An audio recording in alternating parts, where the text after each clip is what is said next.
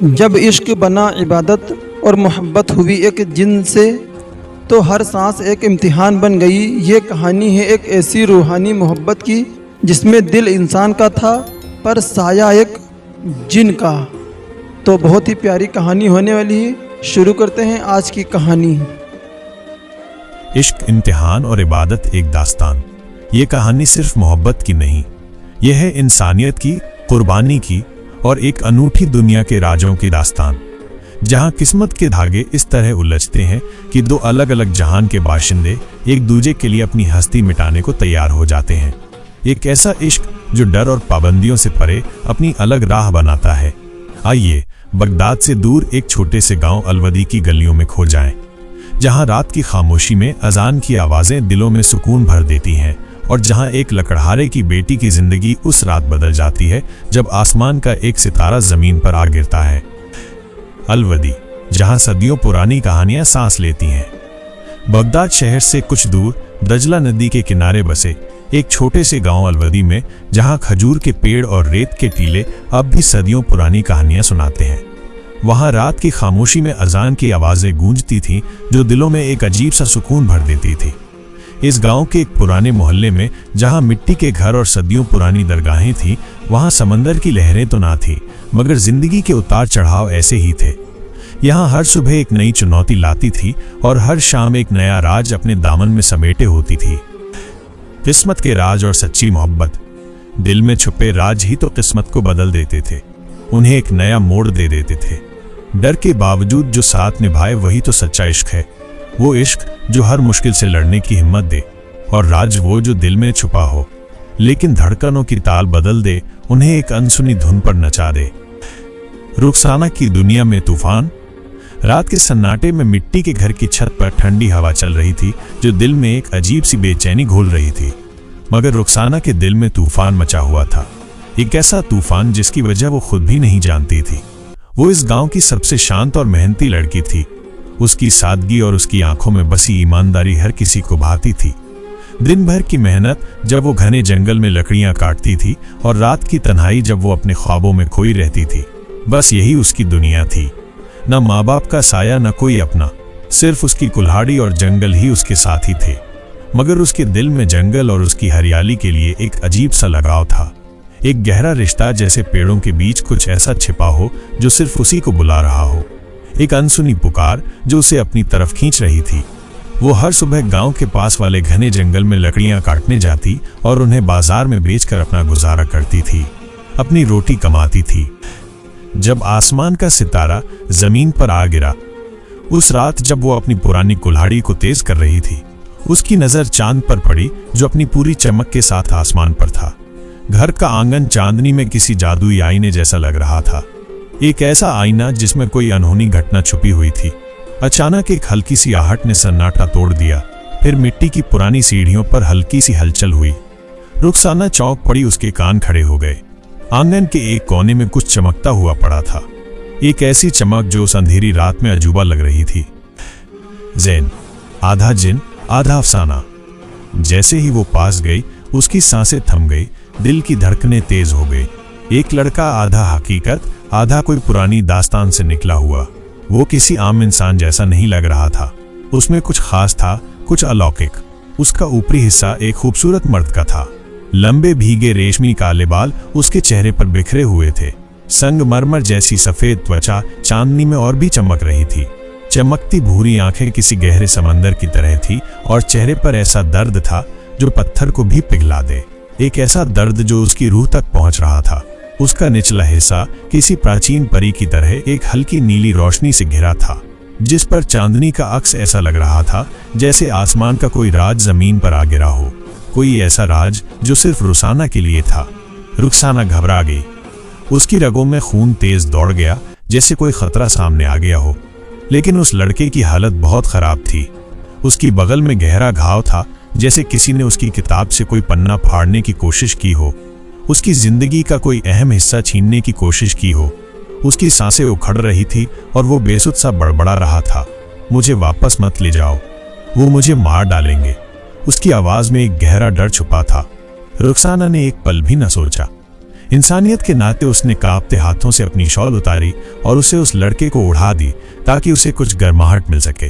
दिल डर से कांप रहा था, मगर उसकी आंखों में एक अजीब सा सुकून था, एक ऐसा सुकून जो किसी की मदद करने से मिलता है। उसने कुछ पूछे बिना उसे अपनी छोटी सी कोठरी में ले आई जो घर के एक कोने में थी। पूरी रात वो उसके जख्म को साफ पानी से धोती रही और जड़ी बूटियों का लेप लगाती रही। बड़ी शिद्दत से उसकी देखभाल कर रही थी। बिना एक शब्द बोले वो बस सांसों के सहारे जिंदा था और रुसाना उसकी रूह को जिंदा रखने की कोशिश कर रही थी, उसे नया जीवन देने की कोशिश कर रही थी। सुबह जब लड़के की आंख खुली, उसने गहरी सांस ली, जैसे उसे नया जीवन मिल गया हो। तुम इंसान हो? उसने थके हुए लहजे में पूछा। उसकी आवाज में कमजोरी साफ थी। रुखसाना ने सिर हिलाया। और तुम कौन हो? मैं आधा जिन आधा अफसाना हूं, उसने धीरे से कहा। मेरा नाम जैन है, मैं इल्म की दुनिया से हूं, लेकिन मैंने कानून तोड़ा है। कौन सा कानून? मैंने एक इंसान की जान बचाई। वो आंखें बंद करते हुए बोला। उसके चेहरे पर दर्द की एक रेखा उभरी। और उन्होंने मुझे निकाल दिया, मेरे पीछे शिकारी छोड़ दिए।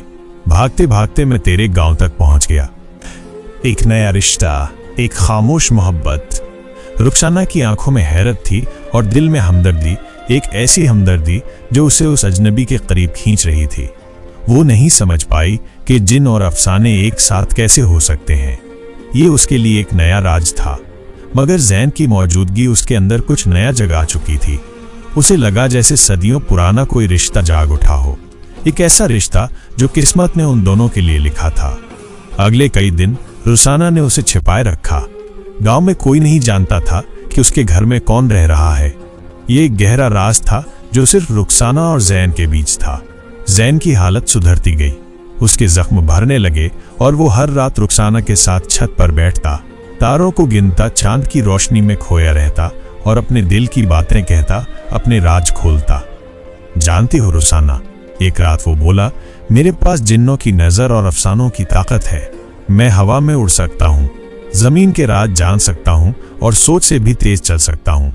मेरे पास ऐसी ताकतें हैं जिनकी तुम कल्पना भी नहीं कर सकती। लेकिन पहली बार तुम्हारे साथ बैठकर लगता है जैसे कोई मेरी रूह को भी जानता है, मेरे दिल की गहराइयों को पहचानता है। रुसाना मुस्कुराई, धीरे से बोली, मुझे लगता है तुम किसी किताब से नहीं, किसी दुआ से निकले हो, जैसे किसी ने दुआ मांगी हो और तुम जमीन पर आ गए हो। वक्त गुजरता गया, दोनों के बीच एक खामोश मोहब्बत पलने लगी। एक ऐसी मोहब्बत जिसमें कोई शब्द नहीं थे, सिर्फ एहसास थे। रुसाना के हाथ में जैन के जख्म का एहसास रह गया था और जैन की चमकती आंखों में अब इंसानों जैसी नरमी आ गई थी, जैसे उसने कोई नया सबक सीखा हो, मोहब्बत का सबक। खतरे की आहट और जैन का सच। एक दिन जब रुसाना जंगल में लकड़ियां काटने गई थी, उसे एक अजीब सी चमक दिखी। एक पुरानी जंग लगी तलवार जमीन में धसी हुई थी और उसमें से नीली रोशनी निकल रही थी। रुखसाना ने कभी ऐसी चमक नहीं देखी थी। उसने उसे उठाया तो एक अजीब सी गर्माहट महसूस हुई, जैसे तलवार में कोई जीवन हो। जैसे ही उसने तलवार को बाहर निकाला, उसमें जैन की छवि उभर आई और उसके चारों ओर वही नीली रोशनी लिपटी हुई थी जो उसने जैन में देखी थी। तलवार पर एक अजीब सी नक्काशी थी जिसमें कुछ प्राचीन अक्षर लिखे थे जो एक चेतावनी लग रहे थे। वो डर गई और तलवार को वहीं छोड़कर घर की तरफ भागी। ये एक इशारा था जो उसे आने वाले खतरों के बारे में आगाह कर रहा था, एक ऐसा खतरा जो उसकी जिंदगी को बदल सकता था। एक रात जब पूरा गांव नींद में डूबा था, जैन ने खुद को पूरी तरह इंसान की शक्ल में बदल लिया, एक मर्द बिना किसी अलौकिक आभा मंडल के। लेकिन उसकी आंखों की चमक अब भी वैसी ही थी जो उसकी असलियत की गवाही दे रही थी। उसने रुसाना का हाथ थामा और कहा, अब मैं तुम्हारा हूं, लेकिन याद रखना, अगर तुम कभी मुझे पुकारोगी, मैं फिर से अपनी असली शक्ल में लौट आऊंगा। और अगर किसी ने तुम्हें नुकसान पहुंचाया तो मैं और भी खतरनाक हो सकता हूं, इतना खतरनाक कि कोई मेरा सामना नहीं कर पाएगा। रुसाना ने उसकी बात को जैसे कोई दुआ समझकर अपने दिल में बसा लिया। उसे लगा कि उसकी जिंदगी पूरी हो गई है, उसे वो मिल गया था जिसकी उसे हमेशा तलाश थी।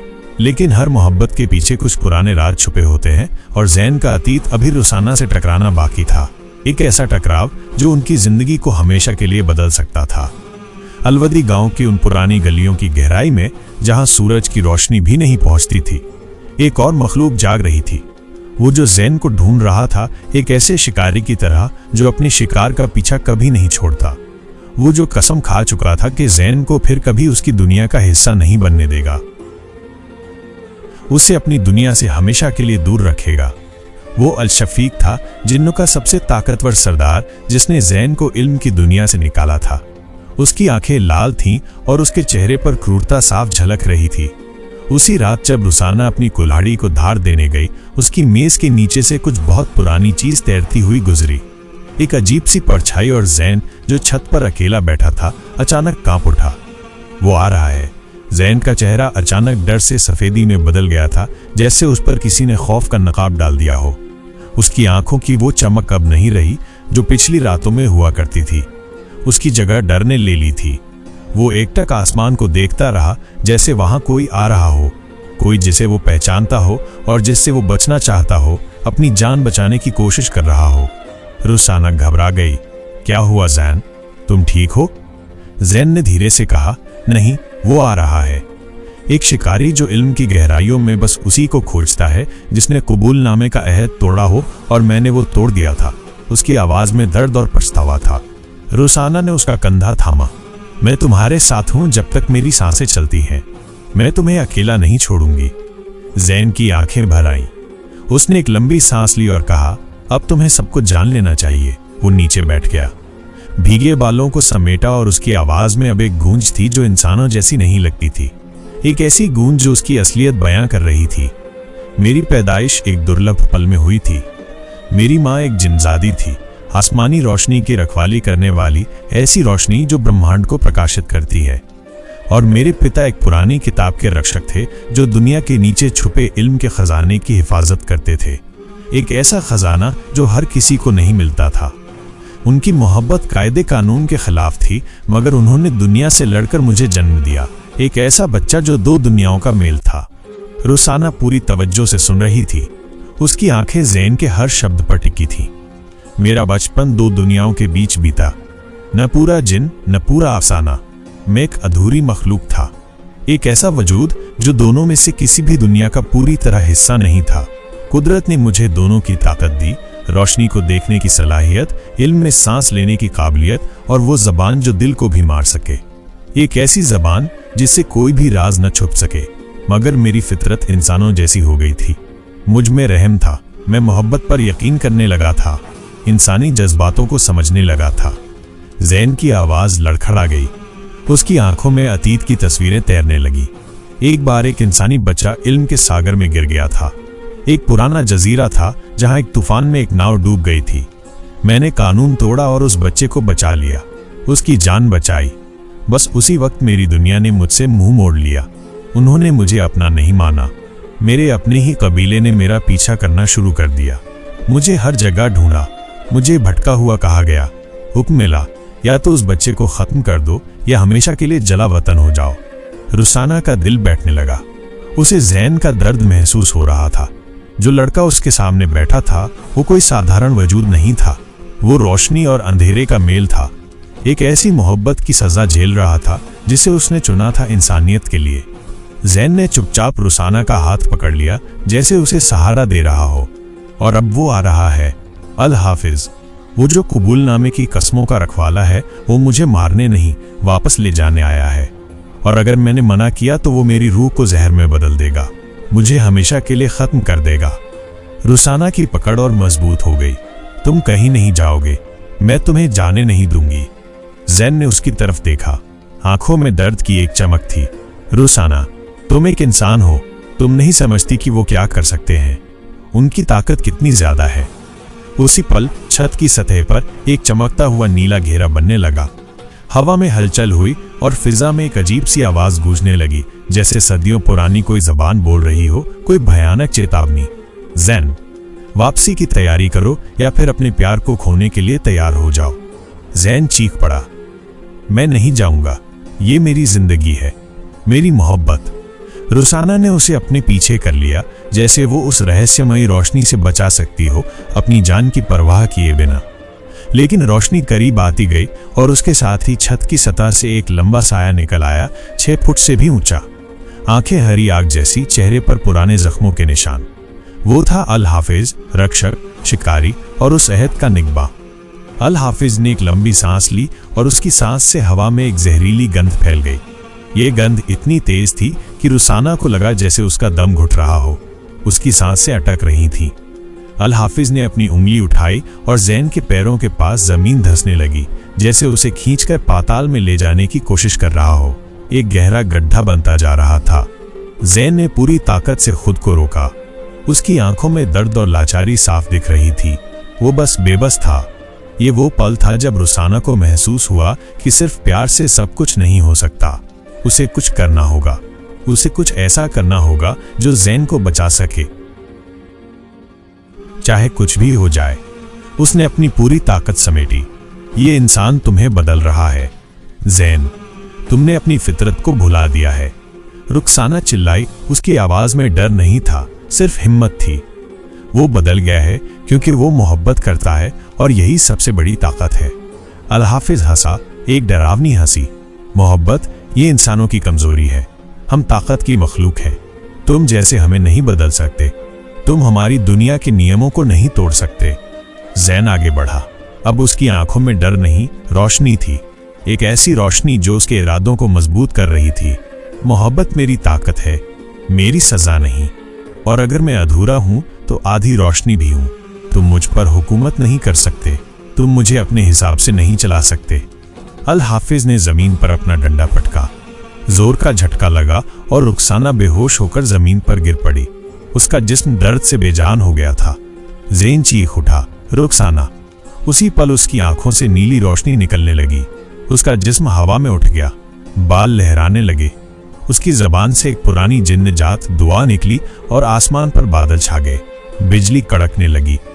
मैं अपनी मोहब्बत के लिए रोशनी की ताकत को पुकारता हूँ। मैं उस खून की कसम को तोड़ता हूँ जिसने मुझे कैद में रखा। मैं खुद को आजाद करता हूँ। रोशनी और तेज हुई। अल हाफिज पीछे हटने लगा। उसकी आंखें जलने लगी। तुमने गलती की जैन, तुमने कानून तोड़ा। अब तुम जियो लेकिन सजा के साथ। वो गायब हो गया और चारों ओर सन्नाटा छा गया। एक गहरा सन्नाटा जिसने हर आवाज को निगल लिया था। जैन जमीन पर गिरा, रुखसाना की तरफ भागा। वो बेहोश पड़ी थी। प्लीज आंखें खोलो, मैंने तुम्हें बचाने के लिए सब कुछ छोड़ दिया। रुखसाना की पलकें हिली और उसने धीरे से आंखें खोली। तुम अब भी यहीं हो? जैन मुस्कुरा पड़ा, आंखों में आंसू, चेहरे पर सुकून। मैं कहीं नहीं जाऊंगा। अब तुम ही मेरा घर हो रुखसाना। आने वाले दिनों में जैन की ताकतें कम होने लगी। वो अब पूरी तरह इंसान बनता जा रहा था। ना कोई जहर, ना जिन्नों की नजर, लेकिन उसके चेहरे पर पहली बार एक सुकून था। बिना किसी खंजर की धार के जीने का सुकून। एक ऐसा सुकून जो उसे पहले कभी नहीं मिला था। रुखसाना ने गांव से दूर एक छोटी सी हवेली बनाई जहां वे दोनों सुकून से रह सकें।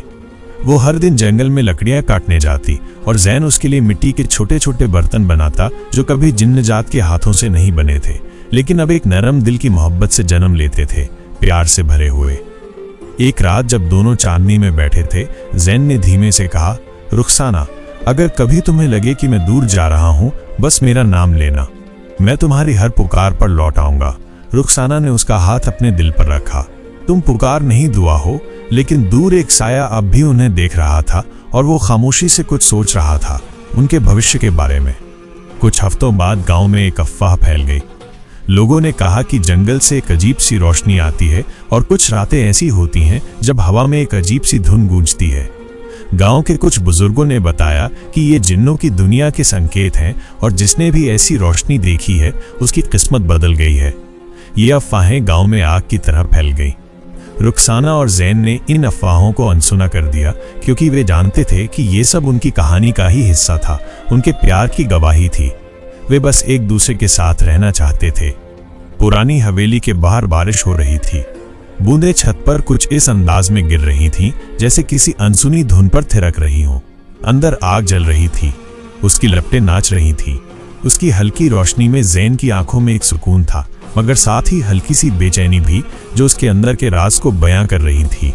उसके हाथ में एक पुराना सा कांच का कंगन था जो कभी उसकी माँ ने उसे दिया था, उसकी माँ की निशानी।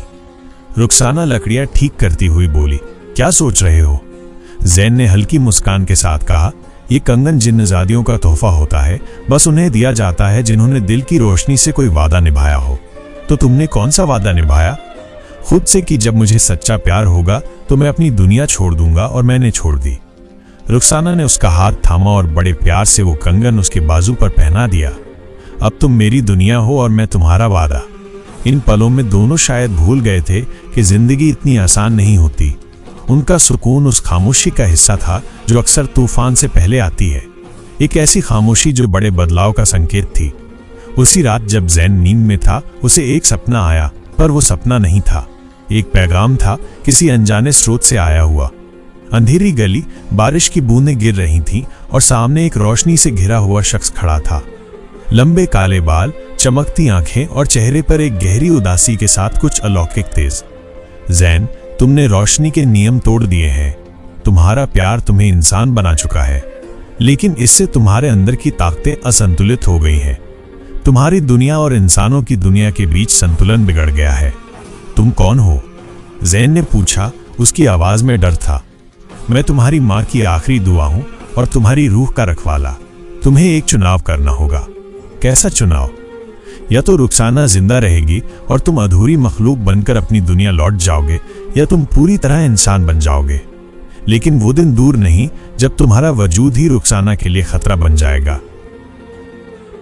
मोहब्बत या पूरी कुर्बानी? जैन की नींद खुल गई। सांस तेज थी, आंखों में नमी और दिल में अजीब सी खाली जगह, एक ऐसा खालीपन जो उसे डरा रहा था। सुबह जब रुखसाना हवेली के दालान में अपनी कुल्हाड़ी तेज कर रही थी, जैन चुपचाप उसके पास आया। रुखसाना, क्या कभी तुम्हें लगता है कि मेरी वजह से तुम्हारी जिंदगी बदल गई? रुखसाना मुस्कुराई। बदली? मेरी जिंदगी तो तब शुरू हुई जब तुम आए। उससे पहले मैं बस सांस ले रही थी, अब जी रही हूं। तुमने मेरी जिंदगी को एक नया अर्थ दिया है, और अगर मैं एक दिन न रहूं। रुखसाना का चेहरा गंभीर हो गया। ऐसी बात फिर मत कहना। अगर तुम चले गए तो मेरी सांसें भी ये गांव वापस ले जाएगा। जैन की आंखों से एक आंसू गिरा, लेकिन उसने छुपा लिया। उसी रात जैन ने पहली बार खुद को आईने में देखा। उसमें एक इंसान की कोमल छवि थी, लेकिन उसके चारों ओर हल्की नीली रोशनी अब भी लिपटी हुई थी। वो वहीं कंगन थामे बैठा रहा जो अब धीमी धीमी चमक रहा था, जैसे वो कोई फैसला मांग रहा हो। रुखसाना गहरी नींद में थी। उसके चेहरे पर वही मासूमियत और सुकून था जो सिर्फ सच्चे आशिकों को नसीब होता है। जैन ने उसके माथे पर हल्का सा चुंबन दिया।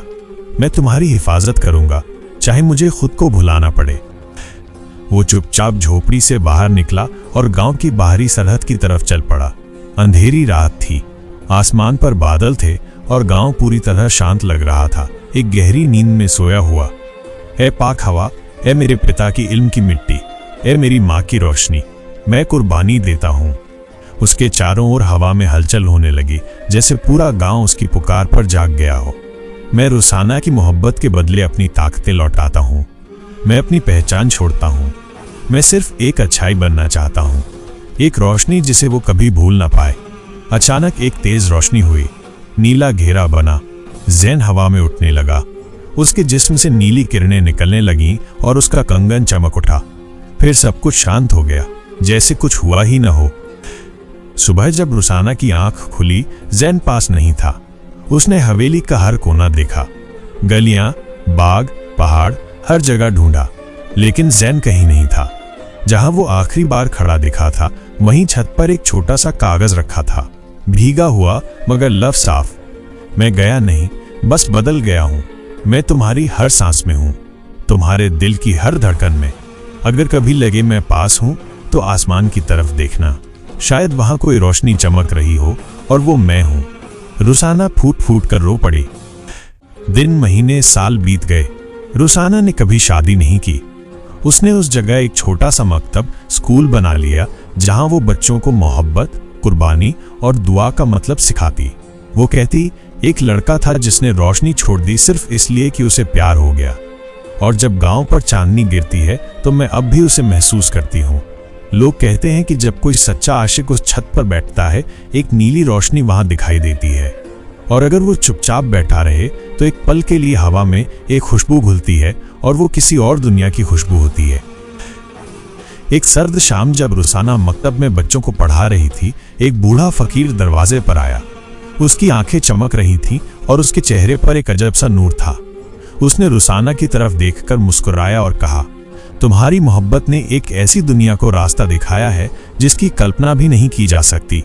ज़ैन दूर नहीं है, वो तुम्हारे ही दिल में है। फकीर के ये शब्द सुनकर रुसाना की आंखों में चमक आ गई। उसे लगा जैसे उसकी दुआ कबूल हो गई हो। उसने फकीर को शुक्रिया कहा, लेकिन जब वो मुड़ी तो फकीर गायब हो चुका था, जैसे वो कभी था ही नहीं। इस घटना ने रुसाना को यकीन दिलाया कि ज़ैन अब भी उसके साथ है, एक अलग रूप में। रुसाना अब बूढ़ी हो चली थी। उसकी दाढ़ी सफेद, हाथ कांपते थे, लेकिन हर रात वो उस पत्थर पर जाकर बैठती थी जहां ज़ैन आखिरी बार खड़ा था। वो आसमान को देखती और धीमे से कहती, तुम गए नहीं, तुम अब भी यहीं हो। एक दिन जब वो वापस नहीं लौटी, गांव के लोग उसे ढूंढते हुए बाग में निकले। एक पुरानी दरगाह के पास एक चमकते नीले पत्थर के सामने वो शांत बैठी थी। आंखें बंद थीं, चेहरे पर सुकून था और उसके चारों ओर हल्की नीली रोशनी चमक रही थी। उसी दिन से वो पत्थर वफा का पत्थर कहलाया और आज भी लोग वहां जाकर दुआ मांगते हैं। कहानी से मिलने वाली सीख: मोहब्बत किसी पहचान या दुनिया की मोहताज नहीं होती। ये हर बंधन को तोड़कर अपना रास्ता बना लेती है। सच्ची मोहब्बत में इंसान किसी भी हद तक जाने और हर तरह की कुर्बानी देने को तैयार हो जाता है। ये हमें सिखाती है कि दूसरों के लिए अपना सर्वस्व न्योछावर करना ही सबसे बड़ी इबादत है। जब हम निस्वार्थ भाव से किसी से प्यार करते हैं तो उस प्यार की रोशनी कभी नहीं बुझती, भले ही इंसान शारीरिक रूप से मौजूद न हो। ये प्यार एक अमर एहसास बन जाता है जो हर सांस में, हर धड़कन में महसूस होता है। ये कहानी हमें ये भी बताती है कि कभी कभी हमें अपने सबसे प्यारे रिश्तों को बचाने के लिए बड़ी से बड़ी कुर्बानी देनी पड़ती है। सच्चा प्यार डर से ऊपर होता है और हर मुश्किल का सामना करने की ताकत देता है। तो दोस्तों, ये थी आज की कहानी। इसी तरह की कहानी सुनने के लिए हमारे इस चैनल हुसैन डेली शॉर्ट्स को सब्सक्राइब ज़रूर करें और बेल आइकन को दबाना ना भूलें। फिर मुलाकात होगी एक और नई वीडियो में। तब तक के लिए अल्लाह हाफिज़।